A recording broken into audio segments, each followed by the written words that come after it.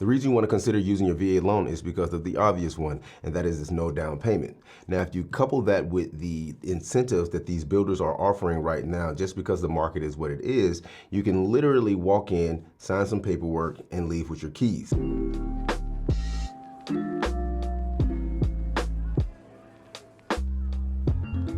What's going on, guys? This is Raul here, broker and owner of Qualification Real Estate here in Austin, Texas. Over the years, I have been doing many videos going back and forth, trying to give you guys the best practices on what to expect to lead up to the way the market is right now, to help you navigate through the market. So in this video, I want to talk to the veterans out there. You guys have the most powerful tool in your arsenal, and that is the VA loan. Now, how you use it is 1000% up to you, whether you want to go to resale or buy new construction. But I advise you, the way the market is right now, going new construction using your VA loan will save you thousands.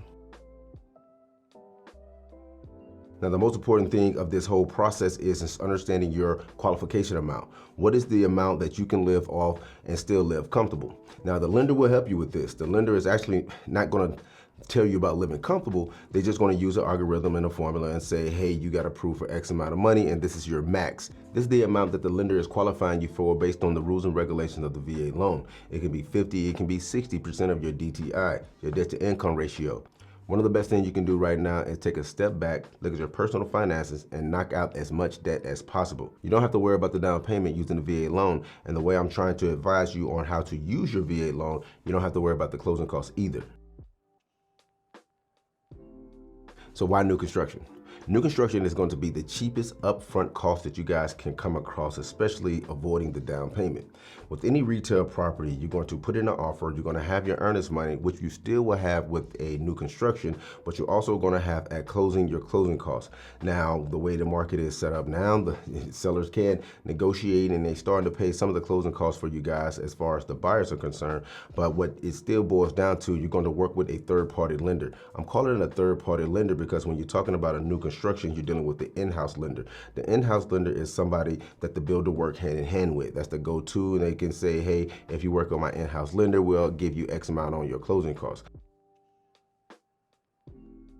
In addition to that, the builders are dropping the prices on some of these new constructions, also having flash sales that last about 2 weeks. The house that we went under contract with was listed at $350 2 weeks ago, and now they're getting it for under $300,000. How long it's gonna last? It's safe to the 15th, but I think we are already on the extended version of that.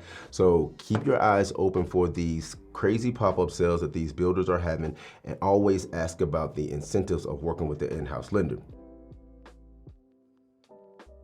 So once you do that and they give you your number to qualify, you're gonna take that number and say, hey, I don't wanna go over X amount of dollars because this is where I'm gonna be eating beans and weenies. You might be in house poor. That's what we're gonna try to avoid. We wanna get in the house, we wanna keep the money in our pocket, we're gonna have as little debt as possible. And another thing you wanna pay attention to, when you see the national average of the interest rates, whether for a VA loan, conventional, whatever the case may be, understand that this is not the interest rate that you're guaranteed to get once you go out there and apply for a home loan. This is probably right in the middle of the pack, and it's also going to deal with your credit score. So to recap, using your VA loan, no down payment. Working with the in-house lender of a new construction builder is a good chance they can wipe out your closing costs. What you want to focus on before you even get to that lender is work on your debt to income ratio so you can apply and qualify for as much money that they're going to allow you to borrow for that loan.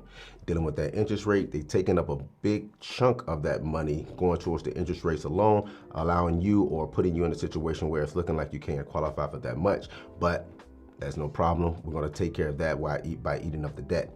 Now, if you do have some money after all is said and done, and you do want to put down, even though it's a VA loan, I highly recommend don't even use your VA loan in these situations. Just go ahead and put the money down. Maybe you can knock some stuff off the principal, whatever the case may be. But I would definitely go the VA loan route first, making sure that I can keep as much money in my pocket as possible when getting ready to close on that house. I hope that helped. If you have any questions, you can leave a comment below, or you can reach me at info@readyfrontrealestate.com, and I'll see you next video. Thanks.